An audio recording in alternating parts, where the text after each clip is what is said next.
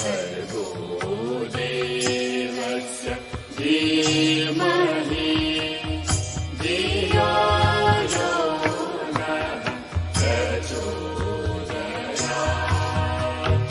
ॐ भूर्भुवः स्वः तत्सवितुर्वरेण्यं भर्गो देवस्य धीमहि धियो यो नः प्रचोदयात्। માનું સ્વરૂપ પણ માં તરીકે તો એ શ્રેષ્ઠ છે જ, પણ એ સિવાય પણ બધા જ અલગ અલગ રોલ આપણા જીવનમાં જે મહત્વના છે એ બધા જ એક માં જ ભજવે છે. એટલે જ કદાચ એવું કહે છે કે 100 ગુરુની ગરજ સારે ને એ એક માતા છે, આપણામાં એવું કહેવાય છે. તો એ માં આ કેવી હોવી જોઈએ અને કેવા કેવા કેવા સદગુણો સાથે એ માં જ્યારે ગર્ભાવસ્થા દરમિયાન પોતાના બાળક સુધી એ સંસ્કારોનું સિંચન કરે અને એ દેવ માનવોને જન્મ આપે, દિવ્ય માનવને જન્મ આપે, તો એ માં કેવી હશે. અને એવા આપણા સંસ્કૃતિમાં આપણે જાણીએ છીએ આ પ્રાચીન કેટલા ઉદાહરણો છે કે જેનું મહત્વ આપણે બધા જ, તમને બધાને ખબર છે, જે હું નામ લઈશ એ બધા જાણો જ છો. છતાં આજે આપણે એને થોડુંક ડિટેલમાં સમજશું. ચાહે એ રાણી આપણે જાણીએ છીએ માતા જીજાબાઈ હોય, શિવાજીના માતા, એ જ પ્રમાણે રાણા પ્રતાપના માતા, ત્યાર પછી આપણા દેવી દેવતાઓમાં ને આપણા જે માઇથોલોજીમાં જોઈએ તો સૌ પ્રથમ તો દુર્ગા માતા, જેમણે ગણેશ ભગવાનને જન્મ આપ્યો. ગણેશને આપણે વિઘ્નહર્તા કહીએ છીએ, વિદ્વાન, વિવેક, સૌ બધી જ સદબુદ્ધિના દેવતા. ચાહે તમારે બુદ્ધિનું જોતું હોય, બાળકોમાં વિદ્યા જોતી હોય, તો પણ આપણે ગણેશને પૂજીએ છીએ. કોઈ વિઘ્ન હોય, મુશ્કેલી હોય, એમાંથી બહાર નીકળવામાં હોય તો પણ એ ગણેશને પૂજીએ છીએ. કોઈ પણ કાર્યની શુભ શરૂઆત કરીએ તો પણ આપણે ગણેશજી ભગવાનને પૂજીએ છીએ. તો એવા ગણેશજીને જન્મ આપનાર દુર્ગા માતા કેવા હશે. અને એ વખતે જ્યારે કે ગણેશ ભગવાનનો જન્મ થયો એ સમય દરમિયાન એમની ગર્ભાવસ્થા દરમિયાન માં દુર્ગા એ કેવા કેવા વિચારો કર્યા હશે અને કેવા સમયમાંથી, આપણે જાણીએ છીએ એ વખતે શિવજી ભગવાન તપસ્યા કરવા માટે જતા રહ્યા હતા અને માતા દુર્ગા એકલા હતા, હિમાલયમાં એકલા હતા. અને એ સમયે માતા દુર્ગાએ પોતાના પ્રોટેક્શન માટે અને પોતાની એકલતાને દૂર કરવા ચંદન ઘસી અને ગણેશ ભગવાનનો આવિર્ભાવ કર્યો હતો, ગણેશ ભગવાનને જન્મ આપ્યો હતો. તો એ સમય એમના વિચારો કેટલા પવિત્ર કેવા હશે કે જ્યારે ગણેશ ભગવાન જેવા ભગવાન, સુસંસ્કારોનું સમૂહ, એમણે, આપણે એમ કહી શકીએ કે એમને જન્મ આપ્યો ત્યારે એ કેટલા આદર્શમાં હતા. બીજા એવા જોઈએ તો માં યશોદા, દેવકી માતાએ જન્મ આપ્યો અને માં યશોદાએ કૃષ્ણ ભગવાનને પાળ્યા. તો એ માં જ્યારે જાણતા હતા કે આ મારો દીકરો નથી, આ મારો બાયોલોજીકલ સન નથી, કે જેને મેં જન્મ નથી આપ્યો, છતાં એ માં એટલો જ નિશ્ચલ પ્રેમ, એટલો જ નિશ્ચલ ભાવ એમાં ઉમેરી દે છે કૃષ્ણ ભગવાનના ઉછેરમાં, એમના પાલન પોષણમાં. અને પોતાનું બાળક તો શું હોય એવો પ્રેમ અને એવી મમતા એમના ઉપર લૂંટાવે છે. ત્યારે કૃષ્ણ ભગવાન આટલી બધી આજુબાજુની મુશ્કેલીઓ, વિચાર કરો, એ નાનકડા હતા અને રાક્ષસ, હજુ જન્મને દિવસો પણ નતા વીત્યા ત્યાં રાક્ષસો એમને નુકસાન કરવા માટે આવી ગયા હતા, એમને મારવા માટે આવી ગયા હતા. એ સમયમાં એકમાત્ર માં દેવકીનો પ્રેમનો સહારો હતો, માં યશોદાના પ્રેમનો સહારો હતો. અને એ જ પ્રમાણે ગર્ભાવસ્થામાં માં દેવકીના સંસ્કારો. ત્યારે કૃષ્ણ ભગવાન દેવોને દુર્લભ એવો મનુષ્ય દેહ લઈને જ્યારે જન્મ્યા, ત્યારે એવા કૃષ્ણ ભગવાનને જન્મ આપનાર માં દેવકી અને યશોદા માતા એમનું પાલન પોષણ કરનાર, એવી માં આપણા સંસ્કૃતિમાં થાય છે. એ જ પ્રમાણે આપણે આગળ જોઈએ તો માં સીતા, આપણે બધા જ જાણીએ છીએ સીતા માતાનું ઉદાહરણ. એકલા થઈ ગયા હતા અને એ સમયે એમને રામજી ભગવાને જ્યારે ત્યાગ કર્યો અને એ સમયે વાલ્મીકી ઋષિના આશ્રમમાં સીતા માતા જાય છે અને ત્યાં લવકુશને લવકુશને જન્મ આપે છે. કોઈ પણ વિચાર કરો, આજનો સમય હોય તો આજે એક સ્ત્રીને તરછોડ્યા પછી એ સ્ત્રી પ્રેગ્નન્સી દરમિયાન કેવા કેવા વિચારોથી બહાર નીકળતી હોય, કેવા કેવા વિચારો સાથે એનો એ સમય નીકળતો હોય. એ સમયમાં મા સીતાનું એક જ ફોકસ હતું, લવકુશ અને એમનું સુંદર ઉછેર અને સુસંસ્કાર આપવા. તો એ જ રીતે આગળ જોઈએ તો આપણે રામજી ભગવાનના કૌશલ્યા માતા, આપણે જાણીએ છીએ રામજી ભગવાનનો જન્મ કઈ રીતે થયો હતો. તો એ સમયમાં માં કૌશલ્યાએ કેવા સંસ્કારોનું સિંચન કર્યું અને રામજી ભગવાનનો જન્મ થયો. આપણે એ જન્મની આખી જાણીએ છીએ કે રાજા દશરથે યજ્ઞ કરાવ્યો અને એ યજ્ઞમાં પછી જે ખીર આપવામાં આવી, જે પ્રસાદ હતો, ત્રણેય રાણીઓએ લીધો અને ત્યાર પછી કૌશલ્યા માતાના કુખેથી રામજી ભગવાનનો જન્મ થયો. આપણી માઇથોલોજીમાં, આપણા આધ્યાત્મિકમાં બધું જ જાણીએ છીએ કે શ્રેષ્ઠમાં શ્રેષ્ઠ માતાઓના ઉદાહરણો છે. ત્યાર પછી આવીએ તો જીજાબાઈ એટલે શિવાજીના માતા, આપણે જાણીએ છીએ. બરાબર. શિવાજી કોણ હતા? સ્વામી સમર્થ રામદાસના શિષ્ય હતા. એ શિષ્ય જેમના ગુરુ, આપણા ગુરુજીનો બીજો જન્મ સમર્થ રામદાસ. વિચાર કરો, એ કેવા ગુરુ, એમના શિષ્ય અને એમના માતા. હમણાં જેમ વાત કરી કે એક માં છે 100 ગુરુની ગરજ સારે છે, એવા જીજામાઈ. એમના પિતા હતા આપણે એમનું જીજા માતાનું આગળનું થોડુંક વિસ્તૃત સ્વરૂપ આપણે જાણીએ તો જીજાબાઈ હતા એ જ્યારે શિવાજી વખતે ગર્ભાવસ્થા એમની ચાલતી હતી, એ જ સમયમાં એમના મુઘલોનો અત્યાચાર વધી ગયો અને એ વખતે એ જ્યારે સગર્ભા હતા ત્યારે એમણે શું કર્યું કે રામજી અને કૃષ્ણ ભગવાનના સતત રામ લક્ષ્મણની વીરતાઓના, કૃષ્ણ ભગવાનના, એ બધા જ વીરતાઓના અલગ અલગ સતત સ્મરણ કરતા, એમના બધા જ એમની જ વાર્તાઓ, એમનું શ્રવણ, એમનું સ્મરણ અને સતત મનન. એ જ કે મારું બાળક છે, જે બાળક મારા ગર્ભમાં છે, એ બાળક શ્રેષ્ઠમાં શ્રેષ્ઠ બનશે, સારા સદગુણો, સારા સંસ્કારો સાથેનું બાળક. અને એ સિવાય પણ એમનો એક જ ઉદ્દેશ હતો કે ત્યારે જે મોગલોનો અત્યાચાર સતત ચાલતો હતો, એ મોગલોના અત્યાચારમાંથી હિન્દુ રાષ્ટ્રને મુક્ત કરાવવું. તો એના માટે સતત એક જ વિચાર, એક જ બીજ રોપતા હતા બાળકમાં કે બેટા તું બહાર આવીશ અને તું આ મોગલોના અત્યાચારમાંથી હિન્દુ રાષ્ટ્રને મુક્ત કરીશ. સતત એક જ વિચાર, સતત એક જ સિંચન એમણે કર્યું. અને ત્યારે જ્યારે શિવાજીનો જન્મ થયો ત્યારે એ માતા એ ગર્ભાવસ્થા દરમિયાન એટલું બધું મુગલોના અત્યાચારના કારણે એમના જીવનમાં, જીજાબાઈના જીવનમાં ઉથલ પાથલ થઈ ગઈ હતી.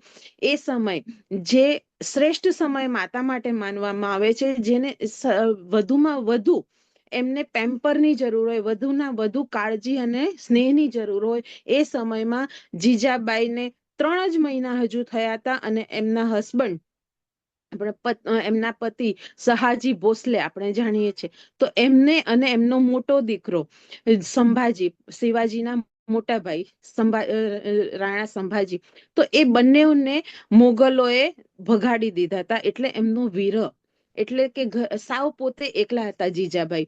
અને એ જ સમયમાં પછી પાછળથી ખબર પડે છે કે એ જ મોગલોએ પોતાના દરબારમાં એમના પિતાને, એટલે કે જીજાબાઈના પિતાને, લખુજી જાદવ નામ હતું એમનું, અને એમના 3 ભાઈઓ હતા. તો એ ચારેયને પોતાના દરબારમાં બોલાવી અને દગાથી એમને મારી નાખ્યા હતા. તો આવા મોતના સમાચાર આપણે બને ત્યાં સુધી સગર્ભા સ્ત્રીઓ સુધી પહોંચાડતા નથી, આવા સમાચારોથી દૂર રાખીએ છીએ. તો ઘણાને એવો વિચાર આવશે કે આટલું બધું એમના જીવનમાં બન્યું તો એની વિપરીત અસર તો જીજાબાઈને થવી જોઈએ ને. પણ એ માનસિક રીતે એટલા બધા સ્ટ્રોંગ હતા અને એ મનથી દ્રઢ હતા કે ભલે આ બધી જ તકલીફો મારા જીવનમાં અત્યારે આવી છે, પણ આ બધાની અસર હું મારા બાળક સુધી નહીં પહોંચવા દઉં.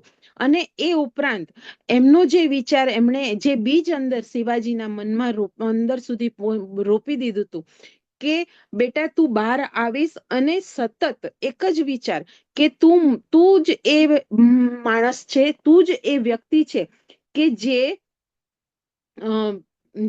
જે બહાર આવી અને જે આ હિન્દુ રાષ્ટ્રને મોગલોના અત્યાચારમાંથી તું મુક્ત કરાવીશ.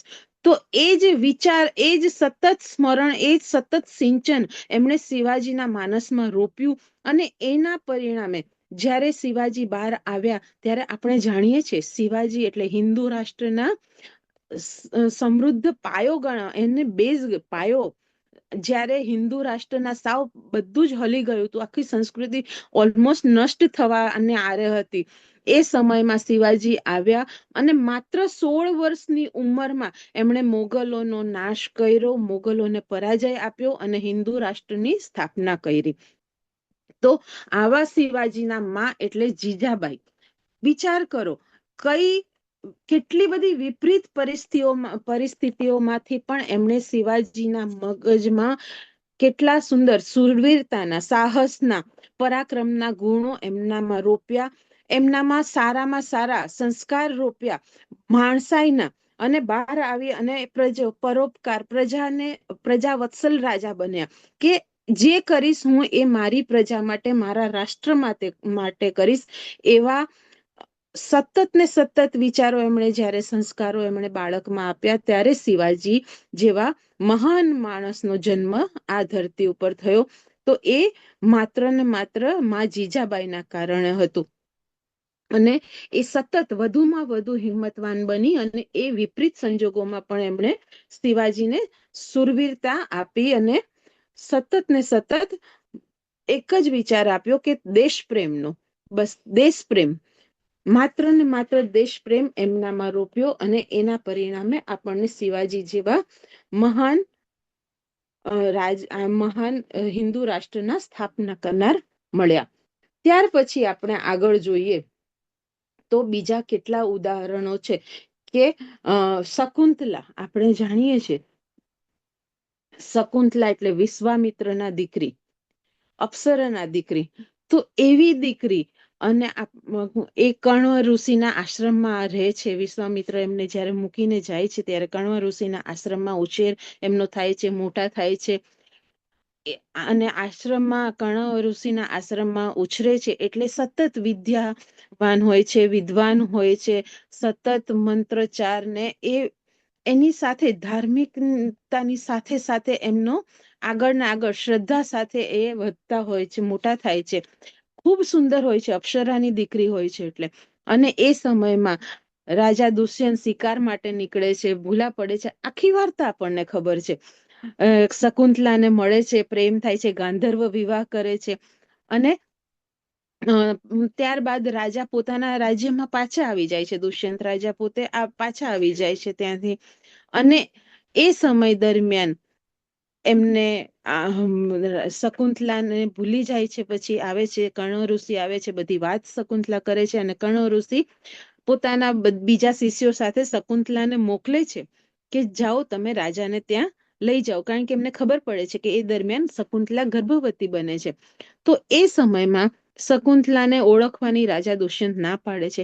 અને આવી પરિસ્થિતિમાં પણ શકુંતલા છે એ વિચલિત જરા પણ થયા વગર પાછા આવે છે. અને પાછા જે એમનો પહેલાનો નિયમ હતો, જે એમની પહેલાની દિનચર્યા હતી, કે દરરોજનું દરરોજ એમનું જે રૂટીન હતું સરસ, એ જ રૂટીનમાં પાછા જોડાઈ જાય છે. સંસ્કૃતના એમનું અધ્યયન ચાલુ કરે છે, એમનું બધું જ વ્યવસ્થિત. અને ગર્ભ વિજ્ઞાન એ વખતે ખૂબ પ્રચલિત.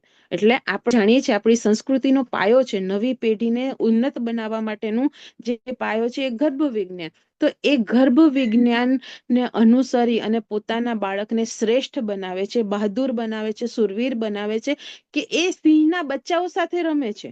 એમનું નાનકડું બાળક એ સિંહના બચ્ચાઓ સાથે રમે એવું સુરવીર બાળકને જન્મ આપે છે એકલા શકુંતલા. કોઈના પણ સપોર્ટ વગર. આજે જ્યારે દરેક માતાને આખા કુટુંબનો સપોર્ટ હોય છે, છતાં પણ એ દેવ માનવને આપણે જન્મ નથી આપી શકતા. એવા સમયમાં જ્યારે શકુંતલાને કોઈનો સપોર્ટ નહોતો, માત્ર એ આશ્રમમાં રહેતા હતા, સાવ સાદું જીવન, અને એમનું ઘણી અગવડો ભર્યું જીવન હતું. અત્યારે જેટલી સગવડો છે એવી તો કદાચ ત્યારે હતી પણ નહીં. તો એવી અગવડો ભર્યા જીવનમાં પણ આશ્રમમાં રહીને એકદમ એટલા સુરવીર અને સુસંસ્કારી રાજનીતિક ગુણો સાથેના બાળકને જન્મ આપે છે કે એ બાળકનું નામ ભરત હતું. ભરત રાખે છે અને એ ભરત ના નામ ઉપરથી આખો ભારત દેશ બને છે. તમે વિચાર કરો કે ભારત દેશનું નામ એ ભરત ઉપરથી એવા સુરવીર બાળકને જન્મ આપે છે શકુંતલા એકલા રહીને. તો એ માં કેવી હશે? તો એ માં પણ શ્રેષ્ઠ માતાનું ઉદાહરણ આજે આપણે બધા યાદ કરીએ છીએ. જ્યારે પણ ગર્ભ સંસ્કાર કરાવીએ તો આપણે ચોક્કસ શકુંતલા માતાને યાદ કરીએ છીએ કે ભરત જેવું બાળક જોઈએ છે તો માં શકુંતલા તમારે બનવું પડશે.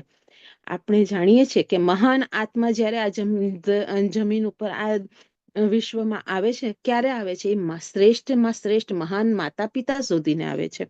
એમને બાળક જન્મ નથી લેતું. માતા પિતા બાળકને નથી શોધતા, પણ બાળક માતા પિતાને શોધીને, એને જોઈને, એમની પાત્રતા જોઈને, એમની મહાનતા જોઈને પોતે જન્મ લે છે કે એને અનુકૂળ શું છે, એમને જે કાર્ય માટે આ જન્મ લેવાનો છે, તો એ જન્મમાં એમને અનુકૂળ શું છે એવું વાતાવરણ, એમનું બાળક, મા બાપનું સ્વભાવ, એમનું બધું જ આજુબાજુનું જોઈ અને પછી એ બાળક, એ આત્મા એ અહીંયા જન્મ લે છે, મા બાપ પાસે આવે છે. તો એ જેવો તેવો આત્મા નથી આવતો. જ્યારે માં શ્રેષ્ઠ હોય, માં 9 મહિના દરમિયાન એક અનુષ્ઠાનની જેમ જીવન જીવે, ત્યારે જ શ્રેષ્ઠ બાળક એ ધરતી પર અવતરે છે. ભગવાનને દેવોને પણ દુર્લભ એવો મનુષ્ય દેહ ક્યારે આપણને મળ્યો છે. શ્રેષ્ઠમાં શ્રેષ્ઠ બધા જ જોઈને આવે છે. ત્યાર પછી આપણે જોઈએ આગળ તો ઘણા બધા બીજા પણ આગળ ઉદાહરણો છે. આ એવું જ આ જેવું પોઝિટિવ વાત થઈ કે માં ઈચ્છે તો બેસ્ટમાં બેસ્ટ, શ્રેષ્ઠમાં શ્રેષ્ઠ આપે છે. અને એ જ માં જો ધ્યાન ન રાખે તો એનું પણ એક ઉદાહરણ આપણે જાણીએ છીએ. પ્રહલાદના પિતા હિરણ્યકશિપુ એ રાક્ષસ હતા, પણ એ ઋષિના દીકરા હતા. કશ્યપ ઋષિના 2 પત્ની હતા. તો બે પત્ની હતા, એક અદિતિ અને એક દિતિ. જે અદિતિ હતા એ એકદમ ભગવત પ્રવૃત્તિના હતા, ખૂબ ભગવાનમાં તન્મય રહેનારા, ભક્તિભાવ વાળા. અને જે દિતિ હતા એ સાવ ભોગ વિલાસ વાળા હતા. તો એવી જ રીતે એક દિવસ સંધ્યા કાળે કશ્યપ ઋષિ બેઠા હોય છે, ધ્યાનમાં મગ્ન હોય છે, અને એ સમયે દિતિ હોય છે જે એમને ભોગની ઈચ્છા થાય છે. તો એ સમયે એ ઋષિ પાસે આવે છે, કશ્યપ ઋષિ પાસે આવે છે અને એમને વાત કરે છે. ત્યારે કશ્યપ ઋષિ ના પાડે છે એમને કે ના, અત્યારનો સંધ્યા સમય છે અને આ સમય શ્રેષ્ઠ નથી એના માટે. ત્યારે એ જીદ કરે છે. એમને એ વાસના એમના મગજ ઉપર ચડી ગઈ હોય છે. ત્યારે એ જીદ કરે છે અને કશ્યપ ઋષિ છેલ્લે એમની જીદ સ્વીકારી લે છે. અને સમયના કારણે, એ સંધ્યા સમયના કારણે, એ વાસનાના ભોગના ખરાબ વિચારના કારણે એમના ત્યાં ત્યારબાદ કશ્યપ ઋષિ પોતે વિદ્વાન હોય છે, ઋષિ હોય છે, એ જાણતા હોય છે કે આનું પરિણામ સારું નથી. અને ત્યારબાદ તરત જ એ કહે છે પણ ખરા દિતિને કે આજે તમે જે કર્યું છે એના કારણે તમારા ત્યાં 2 રાક્ષસનો જન્મ થશે. તો અને ત્યારે દિતિને સમજાય છે કે એમણે કેટલી મોટી ભૂલ કરી, પણ જે થવાનું હતું એ થઈ ગયું હતું. અને ત્યાર પછી એમના ત્યાં 2 રાક્ષસનો જન્મ થાય છે. એક એટલે હિરણ્યકશિપુ અને બીજા એટલે હિરણ્યાક્ષ. આપણે જાણીએ છીએ બંને ખૂબ ખૂબ એટલે ખૂબ, હિરણ્યકશિપુ છે એ એકદમ આપણે જેને કહીએ કે સાવ એમ ભગવાનમાં ન માનનાર નાસ્તિક પ્રવૃત્તિના હતા અને રાક્ષસ પ્રવૃત્તિના હતા. ખૂબ અત્યાચાર કરતા હતા પ્રજાઓ ઉપર અને બહુ જ જ્યારે હિરણ્યાક્ષ હતા એ પણ સેમ, એટલે બીજા જ બંનેની ખાલી રીત અલગ હતી, પણ બંને રાક્ષસ પ્રવૃત્તિના હતા અને એ સ્વભાવથી રાક્ષસ હતા ઋષિપુત્ર છતાં પણ સ્વભાવથી રાક્ષસ હતા, એટલે એમને રાક્ષસ કહેવામાં આવતું હતું. તો વિચાર કરો કે એક માની ભૂલ અને કેટલું મોટું પરિણામ તમારે ભોગવવું પડે છે. એટલે આ છે નેગેટિવિટી વાળું ઉદાહરણ. તો જ્યારે માં ધ્યાન નથી રાખતી, કારણ કે એવું કહેવાય છે કે જ્યારે ગર્ભ રહ્યા પહેલા માતા અને પિતા બંનેની જવાબદારી, બંનેના વિચારો બાળકને અસર કરતું હોય. માતા અને પિતા બંનેના વિચારોથી, બંનેના સંસ્કારોથી, બંનેના સાધનાથી જે તપ કરતા હોય કે જે પણ, તો એના કારણે ગર્ભ રહે છે. અને એ ગર્ભ રહ્યા પછી માત્ર ને માત્ર એવું નહીં, માત્ર 20% જ પિતાના વિચારો, 80% માતાના વિચારો બાળક સુધી પહોંચતા હોય છે. એટલે મેક્સિમમ માતાના વિચારો અસર કરે છે. તો આ સમયમાં માતાએ વધારે કેરફુલ રહેવું જોઈએ, વધારે સચેત રહેવું જોઈએ અને વધારે એમણે વિચાર મગ્ન રહેવું જોઈએ કે મારે સતત વિચાર, એ જ વિચાર, એક જ ફોકસ, એક જ ધ્યેય, એક જ ઉદ્દેશ કે મારું બાળક શ્રેષ્ઠ કઈ રીતે અને કયા સંસ્કારો સાથે મારે આપવાનું છે. અત્યારે આપણે જાણીએ છીએ એક ચિત્ર રાખી દે છે દરેક માતા કે મારે આવું શ્રેષ્ઠ બાળક જોઈએ. તો સતત એના વિચારો, એના ડિટેલ, એના માટેની ડિટેલ તમે વાંચો, એના માટે એને શું કર્યું, સતત કોઈ એક પાત્ર, શ્રેષ્ઠ પાત્ર, અને એવું બાળક તમારું અવતરશે. માત્ર લુકમાં નહીં, એના સંસ્કારોમાં, એના ભાવ, એના બધું જ એટલું શ્રેષ્ઠ. તમે ઈચ્છો છો કે તમારું બાળક ગણિતમાં માસ્ટર હોય, તમે ગણિત કરતા જાઓ, શ્રેષ્ઠમાં શ્રેષ્ઠ એનું મેથ્સ એટલું બેસ્ટ આવશે. એ જ રીતે તમે જે કલા હોય તો કલા, એ ડ્રોઈંગ હોય તો ડ્રોઈંગ, મ્યુઝિક હોય તો મ્યુઝિક, જે ક્ષેત્રમાં તમારે બાળકને આગળ વધારવું હોય એ તમે 9 મહિના દરમિયાન સતત એનામાં રોપતા જાઓ. એમાં બીજ રોપશો એવું જ તમારું સરસ મજાનું વટવૃક્ષ બનીને ખીલી જશે. ત્યાર પછી એ જ હિરણ્યકશિપુનું આપણે બીજું ઉદાહરણ જોઈએ પોઝિટિવમાં. આ હતું નેગેટિવમાં કે એમનો જન્મ કઈ રીતે થયો. કશ્યપ ઋષિના, શ્રેષ્ઠ ઋષિના દીકરા હોવા છતાં પણ એ રાક્ષસ પ્રવૃત્તિના, અને પોતે રાક્ષસ પ્રવૃત્તિના હતા. પણ જ્યારે માતા, આપણે જાણીએ છીએ એમના પત્ની સુનીતિ હતા, એમની પણ આખી સરસ વાર્તા છે કે હિરણ્યકશિપુના એમને ગર્ભ રહ્યા પછી સતત ને સતત આપણે બાળક એમનું હિરણ્યકશ્યપના પત્ની કયાદુ હતા.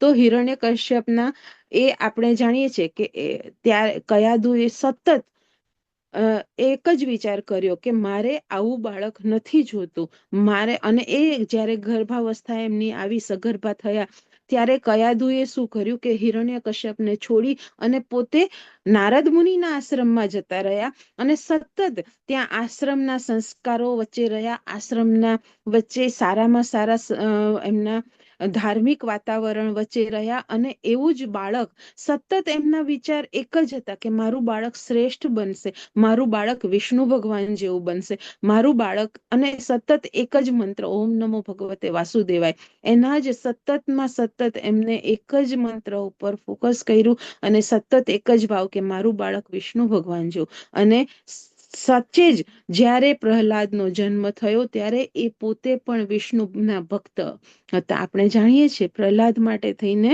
નરસિંહ અવતાર લેવો પડ્યો હતો ભગવાને. તો એ ક્યારે કે એમની ભક્તિ કેવી હશે, પ્રહલાદની ભક્તિ વખણાય છે. તો એ ભક્તિ ભાવ વાળા ક્યારે થયા કે જ્યારે એમના માતા કયાધુ એવા હતા અને ત્યારે પ્રહલાદ એવા જન્મ્યા. અને હિરણ્યકશ્યપના પિતા, હિરણ્યકશ્યપ જેવા પિતા હોવા છતાં પણ જ્યારે માં શ્રેષ્ઠ હતા તો એવા શ્રેષ્ઠ બાળકને એ જન્મ આપી શક્યા. અને એ જ રીતે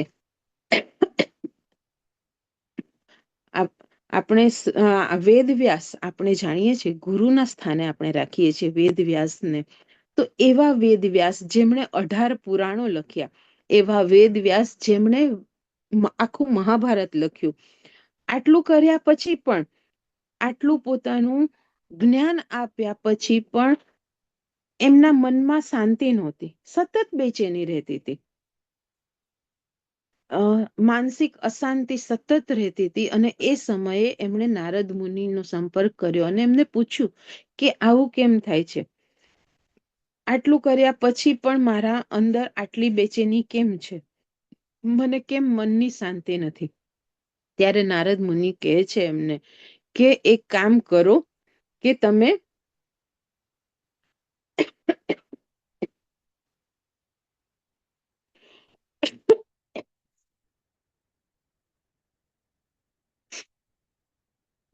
એક કામ કરો, તમે શ્રેષ્ઠ ઉત્તમ વિચારવાળા, તમને શાંતિ ત્યારે જ મળશે જ્યારે ભાગવત, તમે જે ભાગવત લખ્યું છે, જે ભાગવત તમે જાણો છો, એ ભાગવત તમને બીજું કોઈક સંભળાવશે. અને એ ક્યારે?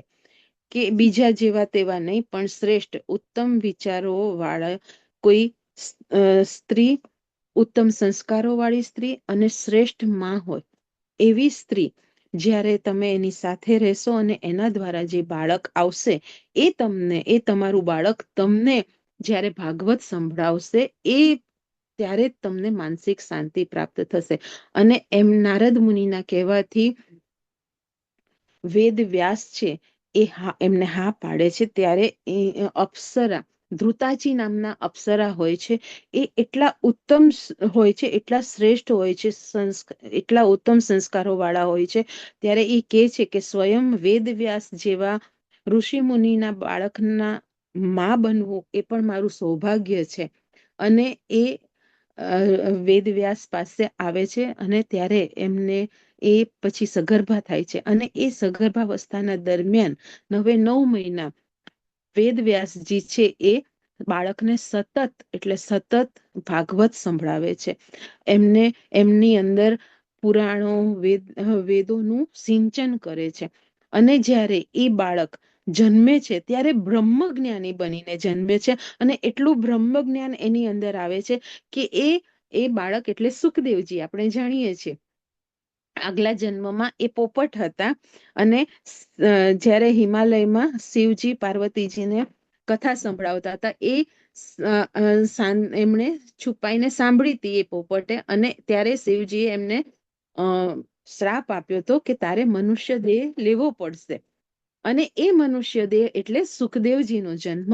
અને એ વેદ વ્યાસજીના બાળક તરીકે બ્રહ્મજ્ઞાની થઈ અને એ જન્મ લે છે. અને જન્મતાની સાથે જ એમને જે બ્રહ્મજ્ઞાન પ્રાપ્ત થાય છે અને સંસારની માયા મૂકી અને એ એવા જન્મતાની સાથે જ દોડી જાય છે કે એ સંસારમાં રહેશે તો આ બધામાં એ પકડાઈ જશે, આ બધામાં ફસાઈ જશે. અને એના કારણે, એ ભયના કારણે સીધા એટલું બ્રહ્મજ્ઞાન એમને આત્મકલ્યાણ થઈ જાય છે કે એ સીધા ભાગવા માંડે છે, દોડવા માંડે છે સંસારથી દૂર જવા માટે.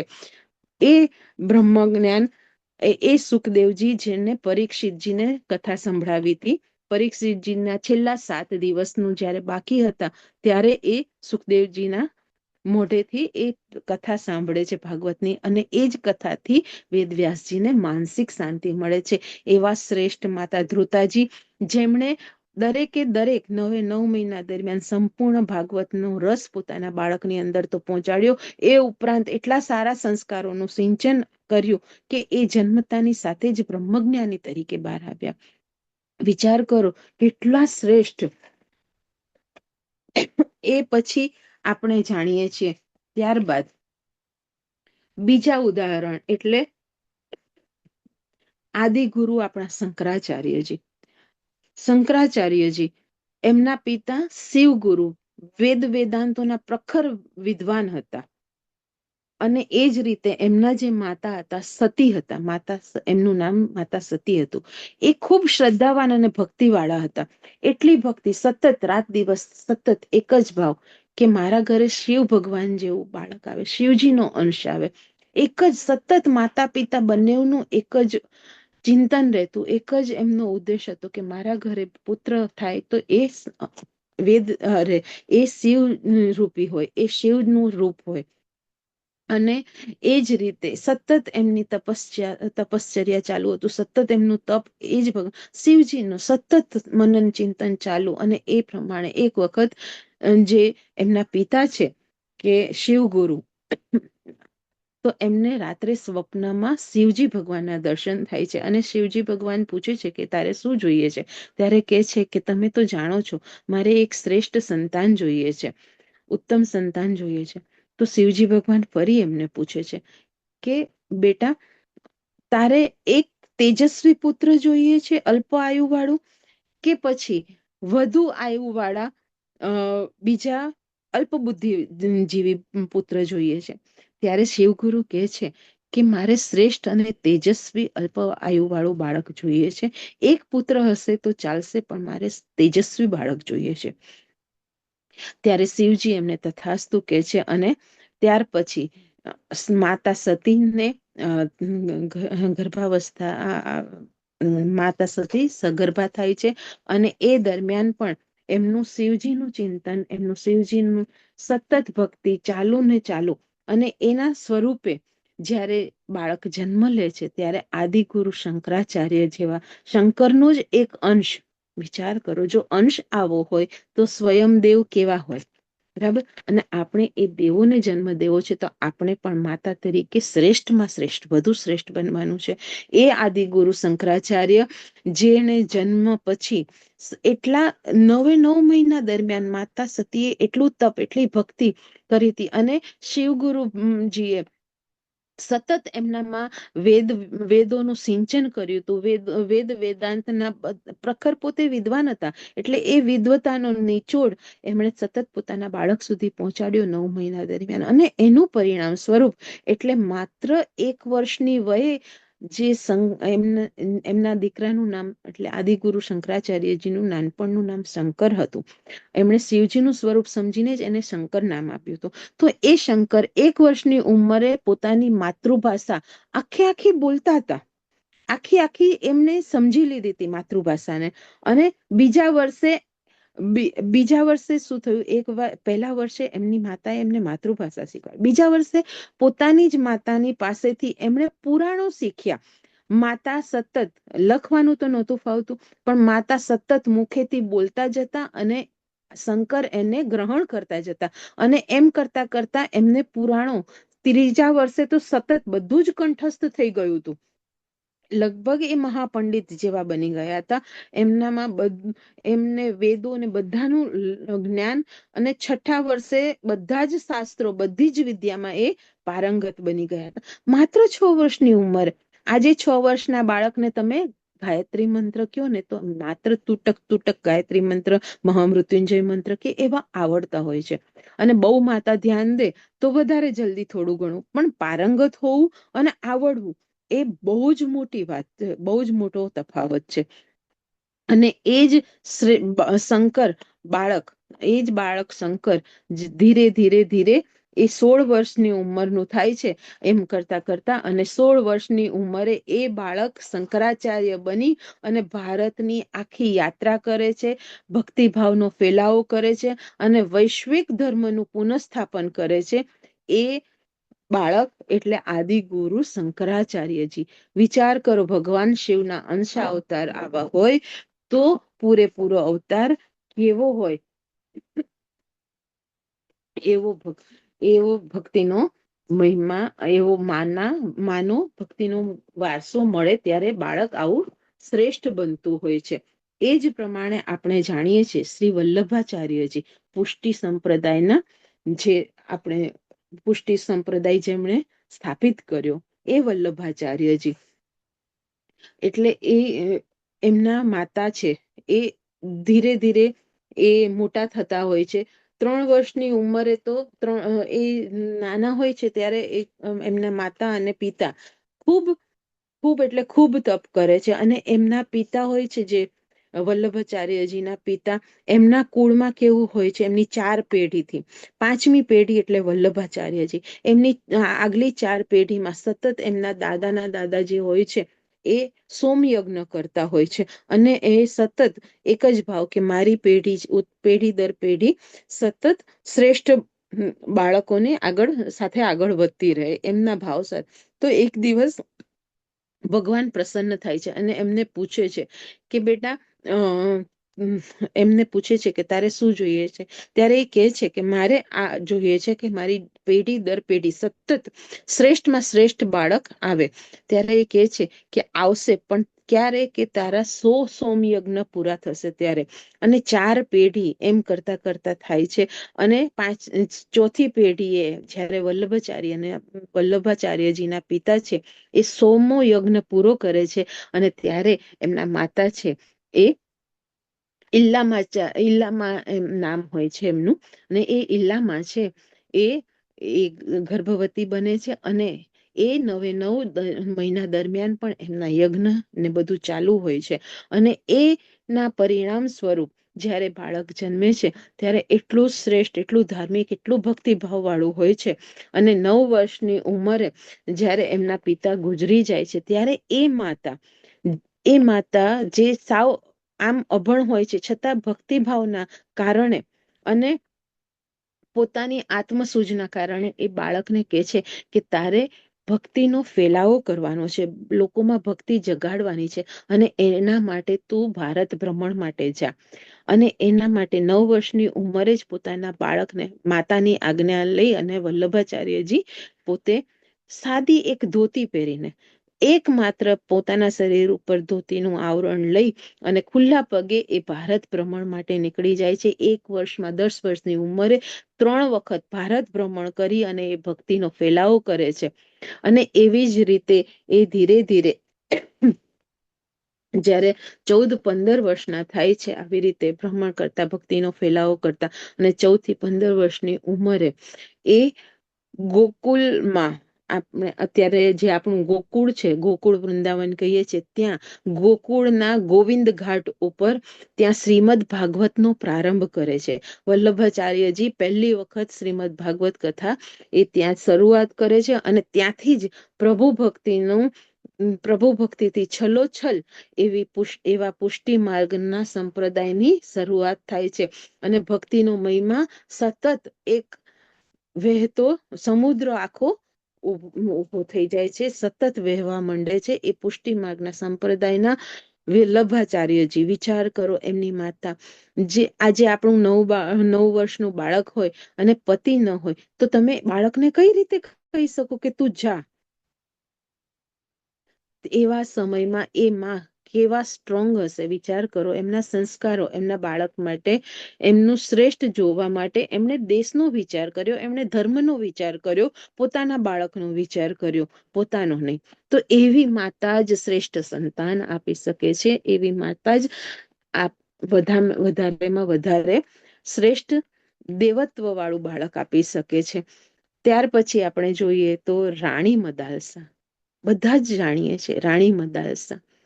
રાણી મદાલસા ઋતુધ્વજના પત્ની હતા, રાજા ઋતુધ્વજ, જે ખૂબ પરાક્રમી રાજા હતા, પ્રજાવત્સલ રાજા હતા અને ખૂબ કુશળ રાજા હતા. પોતાના રાજ્યને બહુ કુશળતાથી ચલાવતા હતા. એવા રાજા જ્યારે રાણી મદાલસા સાથે લગ્ન કરે છે ત્યારે રાણી મદાલસા પહેલી જ શરત એ રાખે છે કે આપણા ત્યાં આવનાર બાળકોનો ઉછેર હું મારી રીતે કરીશ. ત્યારે રાજા હા પાડે છે. અને પછી રાણી એક પછી એક એમ 3 બાળકોને જન્મ આપે છે. અને 3 બાળક સંત વૃત્તિના, 3 બાળક આત્મકલ્યાણના માર્ગે, 3 બાળક પોતે નાનકડી ઉંમરમાં જ આત્મકલ્યાણના માર્ગે આગળ વધી જાય છે, નીકળી જાય છે પોતે સંન્યાસ લઈને. તો એવા બાળકો એક પછી એક 3 બાળકો સતત રાણી મદાલસાનો એક જ ભાવ હોય છે.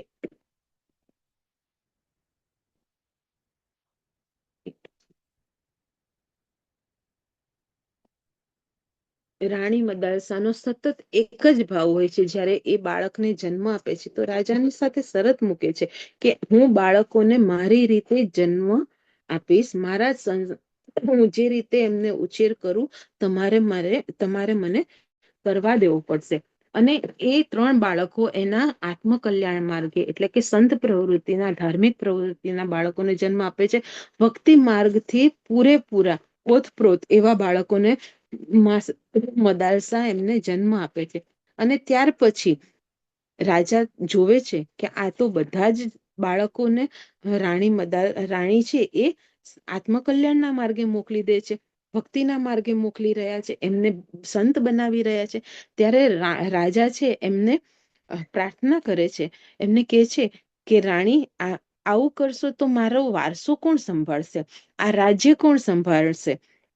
અને આ રાજ્યને સંભાળવા માટે પણ આનો આખો ભાર રાજ્યનો ભાર સંભાળવા માટે પણ એક રાજા જોશે. એટલે મને રાજ્યનો ભાર સંભાળે એવો શ્રેષ્ઠ રાજા જોઈએ છે. તો એવા બાળકને જન્મ આપો, એ બાળકમાં રાજ્યનું શિક્ષણ આપો અને એને શ્રેષ્ઠ રાજા બનવાના ગુણો સાથે એ બાળકને જન્મ આપો. ત્યારે રાણી હા પાડે છે અને ચોથું બાળક એને જન્મ આપે છે. આગલા 3 બાળકો આપણે જોઈએ તો એમના 3 બાળકો એટલે પહેલું બાળક વિક્રાંત, સુબાહુ અને ત્રીજું એનું અરિમર્દન.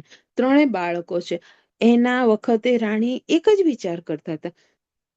જ્યારે પેટમાં હતું ત્યારે પણ અને એ બાળક જન્મ્યા પછી એને ઝુલાવતા હતા ત્યારે પણ રાણી એક જ વસ્તુ કે તું શુદ્ધ છે, તું બુદ્ધ છે, તું નિરંજન છે, તું આત્મકલ્યાણના માર્ગે છે, તું આ સંસારની મોહ માયાથી મુક્ત છે.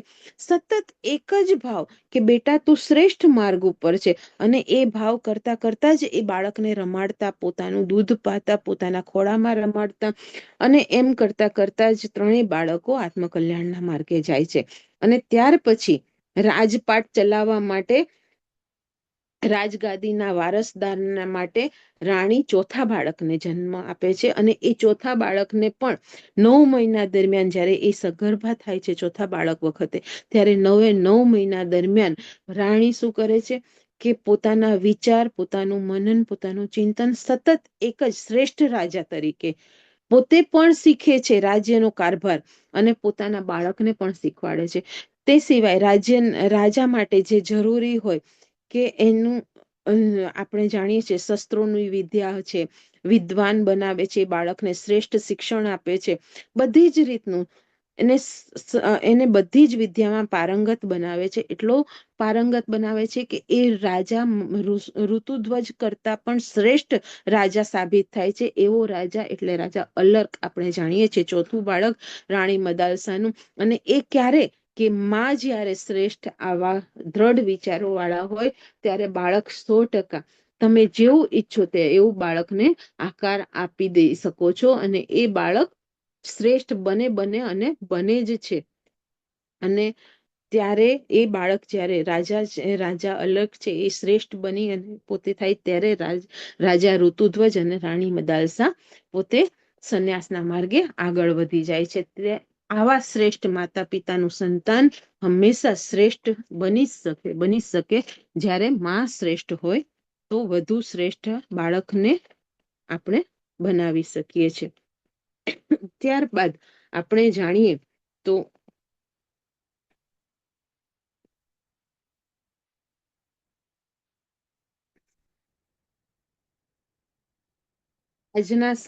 એ જ રીતે આપણે આગળ જાણીએ આ રાણી જીજાબાઈ, રાણી બધા જ થઈ ગયા. ધ્રુવ આપણે જાણીએ છીએ, ધ્રુવ એટલે ઉત્તાનપાદ જે રાજા હતા એમની પણ 2 રાણી હતી, સુનીતિ અને સુરુચિ. એમની પણ એ સરસ કથા છે કે રાજા ઉત્તાનપાદ અને સુનીતિ રાણી, એમના પહેલા પત્ની સુનીતિ રાણી, એમને ઘણા સમય સુધી બાળક નથી થતું. ત્યારે રાણી પોતે જ સુનીતિ રાણી પોતે જ રાજા ઉત્તાનપાદને કહે છે કે તમે હવે બીજા લગ્ન કરી દો. ત્યારે રાજા ના પાડે છે કે ના, હું તમારા સિવાય કોઈની સાથે લગ્ન નહીં કરું. ભલે ત્યારે રાણી એમને સમજાવે છે કે આ રાજ્ય માટે આ રાજ્યની પ્રજા માટે પણ તમારે એક રાજા જોશે અને એના માટે તમારે બીજા લગ્ન કરવા પડશે. અને એ રાણીની જીદ પાસે રાજા નમી જાય છે અને રાણી સુનીતિ સાથે લગ્ન કરે છે. રાણી સુરુચિ સાથે લગ્ન કરે છે.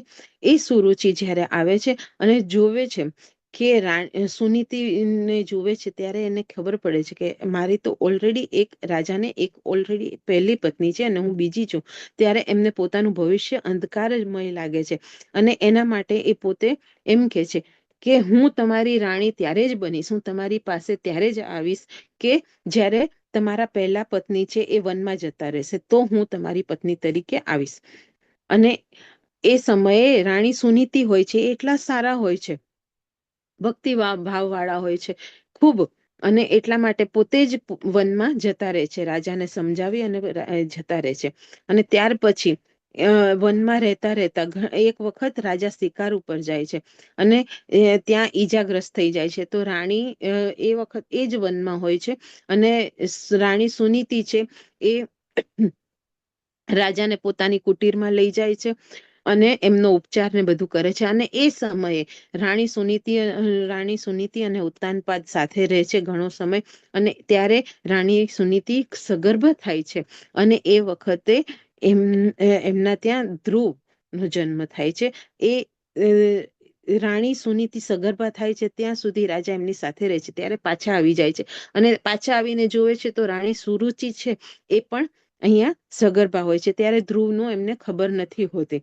અને આપણે વાર્તાઓમાં જેમ આપણે જાણીએ છીએ, આપણા ભણવામાં પણ આ વાર્તા આવતી, એ વખતે પણ એમ કેતા કે ધ્રુવને ખબર પડે છે પછી રાણી સુનીતિ એમને કહે છે ઉત્તાનપાદને કે આ તમારું બાળક છે. અને ધ્રુવને મળાવે છે ઘણી વખત. પછી એમ કરતા કરતા ઘણી વખત ધ્રુવ આવતા જતા થાય છે રાજમહેલમાં. અને એક વખત એવી જ રીતે ઉત્તાનપાદના ખોળામાં બેઠા હોય છે ત્યારે રાણી સુરુચિ હોય છે એ એમને હાથ પકડીને ખેંચીને ઉતારી દે છે અને એમ કે છે કે આ પિતાના ખોળામાં નથી, તમારે આ પિતાના ખોળામાં નથી બેસવાનું. આ ખોળાનો અધિકાર માત્ર મારા દીકરાનો છે. એટલે રડતા રડતા ધ્રુવ છે એ પોતાની માતા પાસે આવે છે અને રાણી સુનીતિને કહે છે કે મને આવું કીધું. ત્યારે રાણી સુનીતિ કહે છે કે જો પિતાનો પિતાના જ ખોળામાં બેસવું છે તો તારા પિતા તો માત્ર તારા અને એ બાળકના જ બે જ બાળકોના પિતા છે. પણ તારે જો કોઈના ખોળામાં બેસવું છે તો આખી સૃષ્ટિના જે પિતા છે એમના ખોળામાં બેસ. અને રાણી સુનીતિ એને સમજાવે છે ધ્રુવને કે બેટા ભક્તિના માર્ગે ચાલ. અને આખી સૃષ્ટિના પિતા એટલે વિષ્ણુ ભગવાન એને સમજાવે છે અને એમને ભક્તિના માર્ગે વાળે છે. ત્યારે ધ્રુવ એ સંકલ્પ લે છે કે હું સૃષ્ટિના પિતાના ખોળામાં બેસીશ. અને એ ધર્મના માર્ગે આગળ જવા માટે એમને નારદ મુનિ બધું માર્ગદર્શન આપે છે. ત્યારે નારદ મુનિ એમને મંત્ર આપે છે, ઓમ નમો ભગવતે વાસુદેવાય. અને એ તપની રીત બધું બતાવે છે. ત્યારે એક પગે ઉભા રહી અને ધ્રુવ એટલી નાનકડી ઉંમરે તપશ્ચર્યા કરે છે. અને એ તપશ્ચર્યાના કારણે જ્યારે વિષ્ણુ ભગવાન પ્રગટ થાય છે, પ્રસન્ન થાય છે અને એને કહે છે કે બેટા તારા તપથી હું પ્રસન્ન થયો છું, બોલ તું શું ઈચ્છે છે? તો કે મારે તમારા ખોળામાં બેસવું છે. મારી માતાએ કીધું છે કે જો તારે ખોળામાં જ બેસવું છે તો સૃષ્ટિના પિતાના ખોળામાં બેસ. અને આખી સૃષ્ટિના પિતા તમે છો એટલે મારે તમારા ખોળામાં બેસવું છે. ત્યારે વિષ્ણુ ભગવાન પ્રસન્ન થઈ અને પોતાના ખોળામાં બેસાડે છે. અને દેવોને દુર્લભ એવું આપણે જાણીએ છીએ કે આજની તારીખમાં પણ ઉત્તર દિશામાં ધ્રુવ તારો ચમકે છે. એ તારાને નામ આપે છે, તો ધ્રુવનું નામ આપે છે. તો આવું શ્રેષ્ઠ વ્યક્તિત્વ વાળું બાળક, ખૂબ ભક્તિભાવના સંસ્કારો સાથેનું બાળક, શ્રેષ્ઠ સંસ્કારો સાથેનું બાળક ત્યારે જ જન્મી શકે જ્યારે માતા શ્રેષ્ઠ હોય. જ્યારે માતાએ 9 મહિના એ જ બીજનું રોપણ કર્યું હોય ત્યારે એ બીજ ધીરે ધીરે નાનકડું આકાર લઈ અને વટવૃક્ષ બનતું જાય છે. અને એ બાળક શ્રેષ્ઠ બને છે, 100% શ્રેષ્ઠ બને છે. આવા શ્રેષ્ઠ ઉદાહરણો આપણા પુરાણોમાં કેટલા બધા છે, એક નહીં પણ અસંખ્ય આપણે જાણીએ છીએ. આવા કેટલાય ઉદાહરણો એક પછી એક. અને ત્યારે આપણો આવો વારસો છે, જે આપણી સંસ્કૃતિ છે, એ આવા મહાન વારસાથી, મહાન માણસોથી અને મહાન માતાઓથી ભરપૂર છે. ત્યાર પછી આપણે ઘણા બધા આ ઉદાહરણો લીધા. અને એવો જ એક ઉદાહરણ એટલે આપણે એ પણ જાણીએ છીએ કે રાજા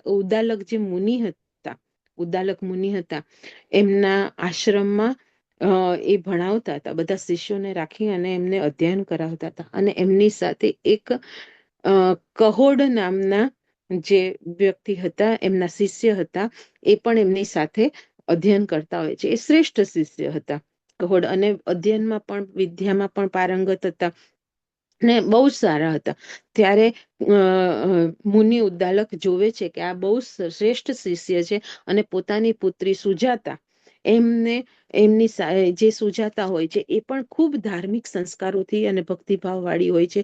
એ દીકરીને એ કહોડ સાથે લગ્ન કરાવે છે, અને પોતે એના લગ્ન કરાવે છે. ત્યારે એમને દીકરી જ્યારે સુજાતા છે એ સગર્ભા થાય છે. અને એ બાળક એટલે આપણે જાણીએ છીએ અષ્ટાવક્ર. અષ્ટાવક્ર જ્યારે ગર્ભમાં હોય છે ત્યારે કહોડ હોય છે, જે કહોડ મુનિ, એ પોતે એમને બધા જ વેદોનું અધ્યયન કરાવે છે, બધા શ્લોક મંત્ર અધ્યયન કરાવતા હોય છે, પોતાના બાળકને શ્રેષ્ઠ બનાવવાનો પ્રયત્ન કરતા હોય છે. ત્યારે એક મંત્રમાં એમની નાનકડી ભૂલ થાય છે, અને અંદરથી અવાજ આવે છે કે જો તમે જ ખોટા મંત્ર બોલશો તો તમારા શિષ્યો પણ એવું જ ખોટું શીખશે.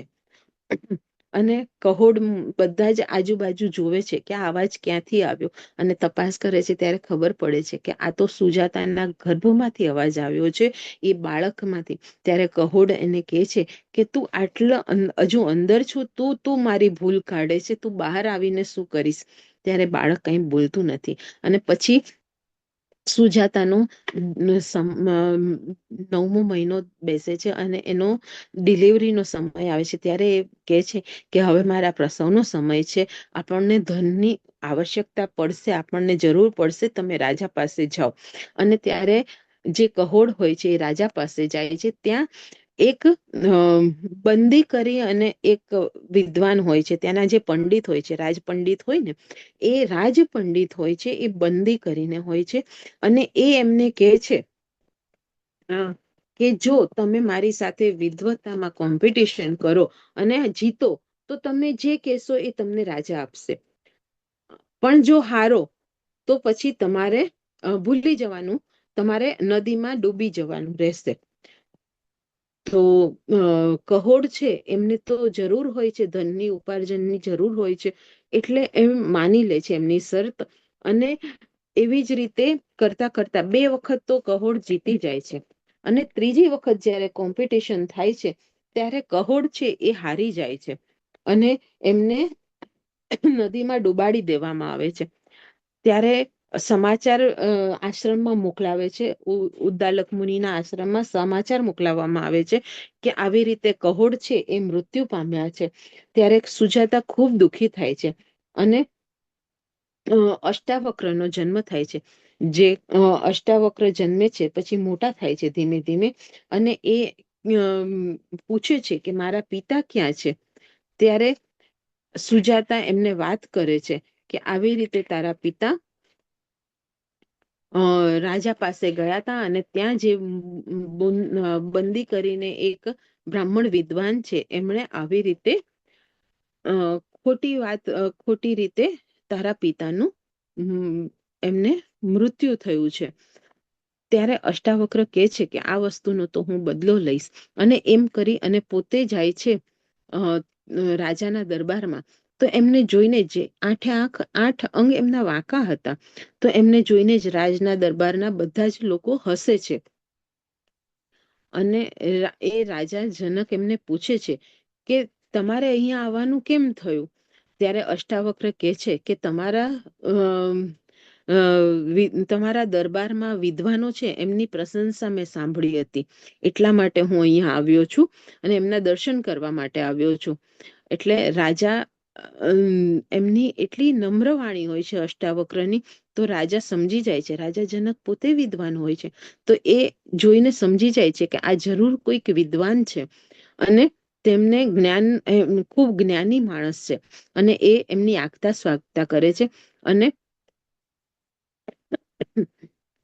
બેસાડે છે. ત્યારે પછી જે અષ્ટાવક્ર હોય છે એ રાજાને કહે છે શાંતિથી કે રાજા, તમારા દરબારમાં બધા વિદ્વાનો તો છે, પણ મને નથી લાગતા કે આ બધા વિદ્વાનો છે, મને તો ચમાર જેવા લાગે છે. તો બધા ગુસ્સે થઈ જાય છે. બંદી પણ એકદમ ગુસ્સે થઈને ઉભો થઈ જાય છે કે તું શું સમજે છે તારી જાતને? કેમ આવું બોલ્યો છે? તું અમને ચમાર સમજે છે? અમે પંડિત છીએ. ત્યારે રાજા પણ પૂછે છે કે કેમ આવું કહે છે? ત્યારે અષ્ટાવક્ર જવાબ આપે છે કે હું અહીંયા જ્યારે આવ્યો તમારી સભામાં, ત્યારે મને જોઈ, મારા અંગોને જોઈ, મારા બાહ્ય સ્વરૂપને જોઈ અને તમારા રાજ્યના દરબારના બધા જ હસ્યા અને મને જજ કર્યો. તો એ જ્યારે બહારનું સ્વરૂપ, બાહ્ય સ્વરૂપ જોઈને જે જજ કરે છે, એ પરખ જે બાહ્ય સ્વરૂપથી કરે છે, એ લોકો ચમાર જ હોય છે. અને એટલા માટે મેં તમારા બધા જ વિદ્વાનને પણ ચમાર કીધા છે. ત્યારે બંદી ચૂપ થઈ જાય છે અને અષ્ટાવક્ર પોતાનો પરિચય આપે છે કે હું કહોડનો દીકરો છું અને આવી રીતે મારા પિતાને છોડાવવા માટે આવ્યો છું. અને બંદીની સાથે શાસ્ત્રાર્થ કરે છે અને એ જ શરતે કે જ્યારે મારી સાથે તમે શાસ્ત્રાર્થમાં જીતશો તો તમે જેમ કહેશો એમ, પણ હારશો તો તમારે ડૂબવાનું છે આ વખતે. ત્યારે બંદી કહે છે સારું, અને બંદી હારી જાય છે. અને જ્યારે ડૂબવાનો વારો આવે છે ત્યારે બંદી એને કહે છે કે હું છું એ વરુણ ભગવાનનો દીકરો છું અને મારા પિતા વરુણ છે એ ત્યાં યજ્ઞ કરી રહ્યા છે અને એના માટે એમને ખૂબ બધા ની જરૂર હતી અને એટલા માટે હું અહીંયાથી એમને નદી દ્વારા, આ એક જ માધ્યમ હતું કે જેના દ્વારા હું વિદ્વાનોને ત્યાં પહોંચાડતો હતો. પણ હવે એ યજ્ઞ પતી ગયો છે એટલે બધાનો પાછો આવવાનો સમય થઈ ગયો છે અને એ પ્રમાણે બંદી એને ત્યાં લઈ જાય છે કિનારે, નદીના કિનારે અષ્ટાવક્રને, અને સામેથી બધા જ વિદ્વાનો અંદરથી બહાર આવે છે, નદી કિનારેથી, નદીમાંથી બહાર આવે છે. ત્યારે બધાને પૂછી અને એમને બંદીને પૂછીને કે એ બતાવે છે કે આ તારા પિતા છે કહોડ, અને બંને પિતા પુત્ર મળે છે અને પિતાને લઈને એ પોતાના આશ્રમ જાય છે. માતા અને નાનાજી પાસે જાય છે, ઉદ્દાલક મુનિ પાસે જાય છે. એ લોકો ખુશ થાય છે. વિચાર કરો, એ માં સુજાતા એ કેવા હશે ત્યારે અષ્ટાવક્ર જેવો દીકરો, જે બ્રાહ્મણ, પોતાના પિતા તો શ્રેષ્ઠ બ્રાહ્મણ હતા, શ્રેષ્ઠ વિદ્વાન હતા અને એમનાથી પણ શ્રેષ્ઠ અષ્ટાવક્ર બન્યો.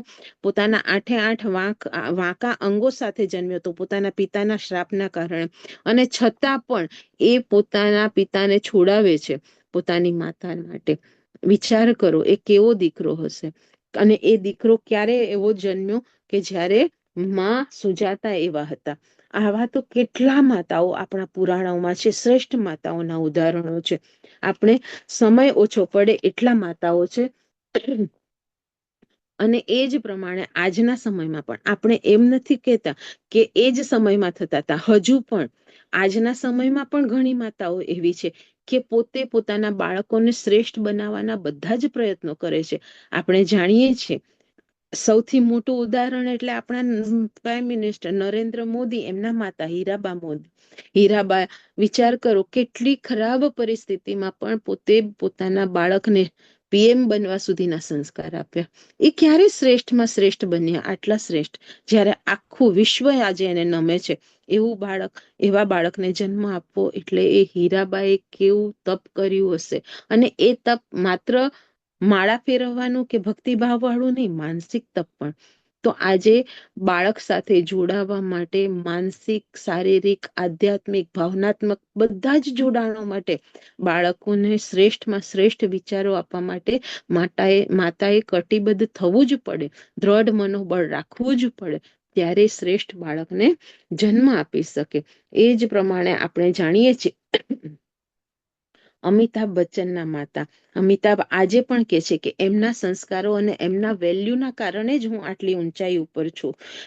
ફિનિક્સ પંખીની જેમ નીચે પડીને ઉપર ઉઠનારા અમિતાભ આજનું જ ઉદાહરણ છે. આપણે એમ નથી કહેતા કે આ વર્ષો પહેલા, પ્રાચીન સમયમાં, કંઈ બહુ વર્ષો નથી થયા, આ જ શતકનું છે.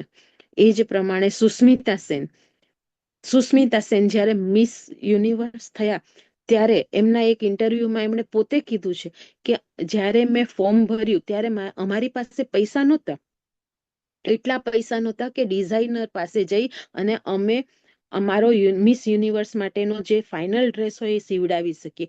ત્યારે એમની માતાએ પોતે પોતાની દીકરી માટે ડ્રેસ સીવ્યો હતો. વિચાર કરો, પોતાની દીકરીના શ્રેષ્ઠ માટે પોતાને આવી આર્થિક પરિસ્થિતિ સાથે પણ એમણે આગળ વધ્યા અને પોતાની દીકરી માટે થઈને એમણે બધું જ કર્યું. ત્યારે મિસ યુનિવર્સ બની સુષ્મિતા સેન. તો આ મિસ યુનિવર્સ બનાવવા માટે, પીએમ બનાવવા માટે જે ભોગ આપે છે, તો એના માટે એવી માં હોવી જોઈએ. ત્યારે પીએમ બને છે, ત્યારે મિસ યુનિવર્સ બને છે. ત્યારે મેરી કોમ જેવી સિંગલ મધર 3 બાળકોને જન્મ આપે. તમે વિચાર કરો મેરી કોમની શું આર્થિક સ્થિતિ. બધું જ આપણે જાણીએ છીએ. કિરણ બેદી, કેટલા ઉદાહરણો આપણી પાસે છે. અને એ બધામાં બધા જ શ્રેષ્ઠ માતાઓ કે જે પોતાના બાળકને બને ત્યાં સુધી વધારેમાં વધારે બધા જ સારા ગુણો, સદગુણો, ચાહે શ્રેષ્ઠ સંસ્કારો હોય, પરોપકાર હોય, શ્રેષ્ઠ બુદ્ધિ હોય, સદબુદ્ધિ હોય, વિદ્યા હોય, વિદ્વાન બનાવવું હોય, શ્રેષ્ઠ માણસ બનાવવું હોય, શ્રેષ્ઠ દેશપ્રેમી બનાવવું હોય, નિપુણ બનાવવું હોય, પારંગત બનાવવું હોય, બધામાં. તો એ માટે જ્યારે માતા કટિબદ્ધ થાય છે ત્યારે શ્રેષ્ઠ બાળક આપણે માનવથી દેવ માનવ, ઋષિ માનવ બનવાનું છે. તો એ યાત્રા ક્યારે પૂરી થશે કે માં એવા સંસ્કારો સાથે એ બાળકને જન્મ આપશે, એ માનવને જન્મ આપશે, તો એ માનવ ઋષિ માનવ ને દેવ માનવ સુધીના એના સંસ્કારો સાથેની યાત્રા પૂરી કરી શકશે. તો એવા દેવ માનવોની, એવા ઋષિ માનવોની અત્યારે ખૂબ જ જરૂર છે મારી બહેનો. તો એ તમારે બનવાનું છે. એ માટેનો પાયો તમારે બનવાનો છે. આપણા બાળકને જો ઋષિ માનવ બનાવવું છે, આપણા બાળકને જો દેવ માનવ બનાવવું છે, એનામાં દેવત્વનો વિકાસ કરવો છે, તો એ દેવત્વને પહેલા આપણે પચાવવું પડશે, આપણે ધારણ કરવું પડશે. અને એ દેવત્વ જ્યારે આપણી અંદર આવશે ત્યારે જ આપણા બાળકો સુધી પહોંચશે. તો શ્રેષ્ઠમાં શ્રેષ્ઠ માતા શ્રેષ્ઠમાં શ્રેષ્ઠ બાળકને જન્મ આપે છે. અને ત્યારે જ આ વિશ્વ છે એ આ શ્રેષ્ઠ બાળકો સાથે નવી આવનારી પેઢીને ઉજ્જવળ ભવિષ્ય, આપણે ગુરુજી પણ કહે છે ઉજ્જવળ ભવિષ્ય માટે નવી પેઢી જરૂરી છે. ચિન્મય ભૈયા કહે છે કે આપણો યુવાધન જરૂરી છે. અત્યારે શ્રેષ્ઠ બને એ જરૂરી છે. દરેક ગુણોથી ભરપૂર આપણો મેક્સિમમ યુવાધન આપણી પાસે છે. તો એ યુવાધનને સારામાં સારો આકાર ક્યારે આપી શકીશું કે જ્યારે માં એ સંસ્કારોનું બીજારોપણ એનામાં કરશે. ત્યારે એ બાળકો શ્રેષ્ઠ બનશે, સારા સંસ્કારી બનશે અને સારામાં સારા આકાર સાથે સારામાં સારા માર્ગે આગળ વધશે. અને આપણી સંસ્કૃતિને ખરા અર્થમાં ઋષિ સંસ્કૃતિ, હિન્દુ સંસ્કૃતિ, શ્રેષ્ઠ સંસ્કૃતિ, દેવ સંસ્કૃતિ બનાવી શકશે. તો એવી માતાઓ આજે જાગો. બધા જ બહેનોને એક જ આવાહન છે કે હવે જાગો અને પોતાના બાળકને શ્રેષ્ઠ બનાવવા માટે કટિબદ્ધ થઈ જાઓ. આટલા બધા ઉદાહરણો આપણે પુરાણોમાં છે, આટલા બધા ઉદાહરણો આપણા પાયામાં છે. તો એ પાયો આપણો છે અને આપણે એમાંથી શીખવાનું છે. ભલે નાનકડો તો નાનકડો એક સદગુણ તમારી જેવી પહેલા મહિનાથી શરૂઆત થાય, તમને ખબર પડે સગર્ભાવસ્થાની, અને એ જ સમયે જાગૃત થઈ જાઓ બહેનો, અને એ જ સમયે કટિબદ્ધ થઈ જાઓ કે મારે મારું બાળક કેવું જોઈએ છે. અને એ બાળક માટેનું મનોચિત્ર તમે તૈયાર કરી લો કે મારે આવું બાળક જોઈએ છે. અને એ ચિત્ર જેવું જ બાળક 9 મહિના પછી આવશે. જ્યારે તમે કટિબદ્ધ હશો, જ્યારે તમે માનસિક રીતે, શારીરિક રીતે, બધી જ રીતે એના માટે પ્રયત્ન કર્યો હશે, તો એ શ્રેષ્ઠ અને સ્વસ્થ બાળકને તમે ચોક્કસ જન્મ આપી શકશો. તો આજથી જ જ્યારે પણ જે પણ મહિનો ચાલતો હોય, તમે કટિબદ્ધ થઈ જાઓ, તમારું મનોબળ મજબૂત બનાવી દો અને સ્વસ્થ મન સાથે, સ્વસ્થ શરીર સાથે સરસ મજાની તમારી આ 9 મહિનાની યાત્રાને પરિપૂર્ણ કરો. સ્વસ્થ બાળકને, શ્રેષ્ઠ બાળકને, દેવ બાળકને તમે જન્મ આપો. એવી જ અભિલાષા, એવી જ પ્રાર્થના સાથે જય ગુરુદેવ.